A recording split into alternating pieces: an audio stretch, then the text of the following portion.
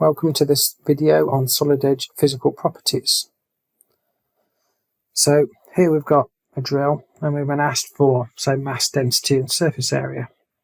If we try and get our properties via a report, such as here, so if I do a summary of atomic parts, we go into our format, we can find the options that we want. We may or may not have the options. So we can see we've got surface area, yep. We've got our mass on here, so if I go mass for our item, and then what else did we say? We've got other options that we can go and add, but those are the ones that I'm going to add on here. Click OK, and that's going to give it no surface area. We've only got our housing right and our chuck cover. It's because these have only been exposed. That's the in those parts. We can't do those on mass. This is also true for draft as well. So if I go and open a draft file on here, so I know I've got a decent parts list on this top one on here. And if I go to my properties on this one, and I go to my columns tab, and then find, say, the surface area, that's the one that we want, and we go and add that. We've got our surface area, and again we're going to see that exposed on there and exposed on there. If you've got a large assembly, you'd have to expose that in a lot of different parts. So if we do want to do that, I'll just show you quickly how we can do that. If we want to go into each part, we can go and find our variables.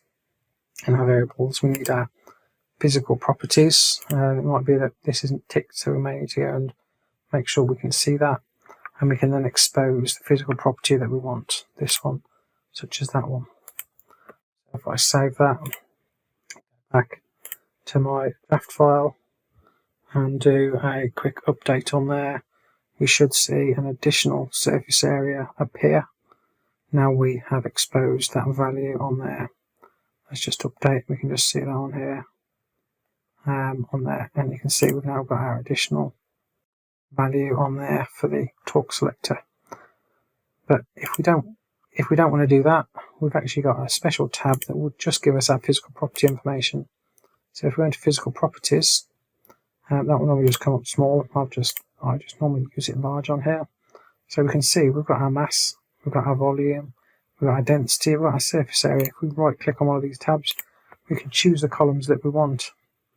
So I want these options and not the rest, and click OK.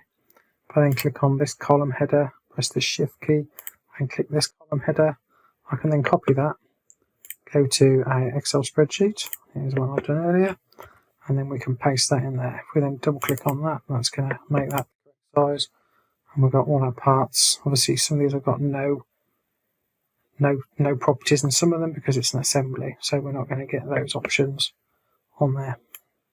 Okay, hopefully that's been useful. Comment